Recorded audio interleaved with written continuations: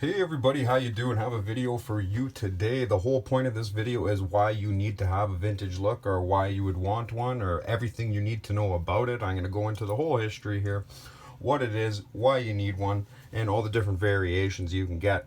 Now, first off, they started in the 80s. They were really popular, and once they came out, they never really left. They were such a good seller.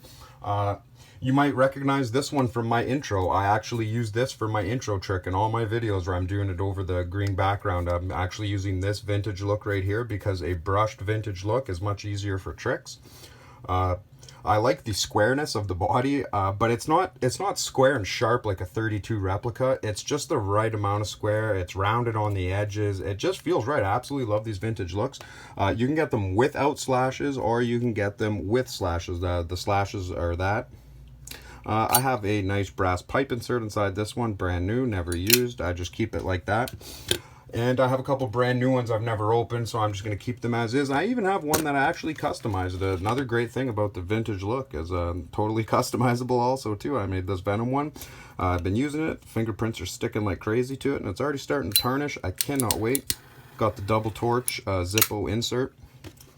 Now, there is no difference in these than any other thing. Like, if you open up a brand new vintage look, I used a different insert for the trick video. It is, there's no different. I've seen some people actually call this a 37 replica insert.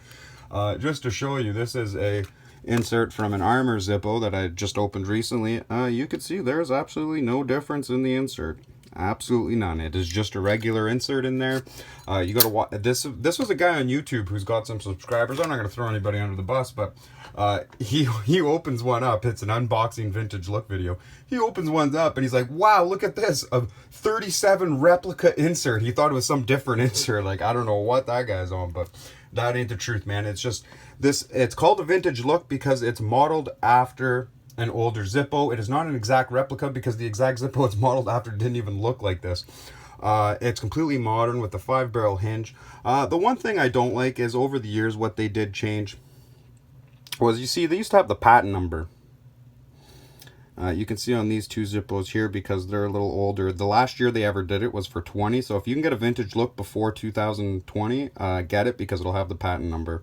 So you can see here they both have patent numbers. And now you'll be able to see here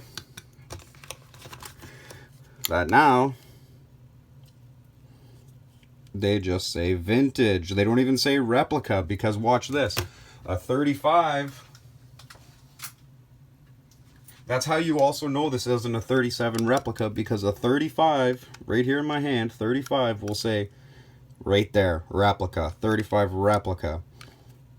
41 replica, right? And then you look at the bottom of these, it does not say 37 replica, because it is not a replica. It only says vintage look. Well, they don't even put look, it just says vintage, because it's not a replica. So just make sure you get that out of your head that it's a replica. The whole thing comes from this collectible tin that came out in the early 90s, and they took a regular Zippo and they put it in the thing, right? They had one of everything. They had 32, they called this a 37. They had a regular, they called it a 50s. They had a 41, they had everything, right? They had every style. And they put the vintage look as a 37 replica just for the sake of filling in the slots, right, and having a dated number. They did the same thing to the regular Zippo in that exact same collectible tin. So it's not like the regular Zippo we buy now is a 50s replica. It doesn't say that. You know what I mean? So and then there was another one later where they were issuing rose gold vintage looks, and it was from a replica series where they had a bunch of different replicas all done in rose gold. This is also in the 90s, and that's another reason why people think it's a 37 replica, but it's not, and Zippo doesn't claim it to be. Just when they need to use it as a tool in their collection, they will call it one, but it actually is not. So I hope that clears things up, and I hope that lets you know why you should get them. They come in all brushed and polished. Absolutely love these vintage looks. I'm so happy to have my own custom now. That was one thing I've always wanted to do. I was going to customize my original, but it's been seen over by over a million people now. So it's kind of a famous Zippo. I don't want to just quite touch it. I like keeping those Zippos as is. So everyone, take care. Thanks for being here. I really appreciate it. I hope you found this video useful. It's just a little quick one for you today on Saturday. Everyone have a good one. I'll see you in the next one. Let me know if you got a vintage look, if you're buying one, how many you got, what's your favorite, what you like about it the best. Let me know down in the comments.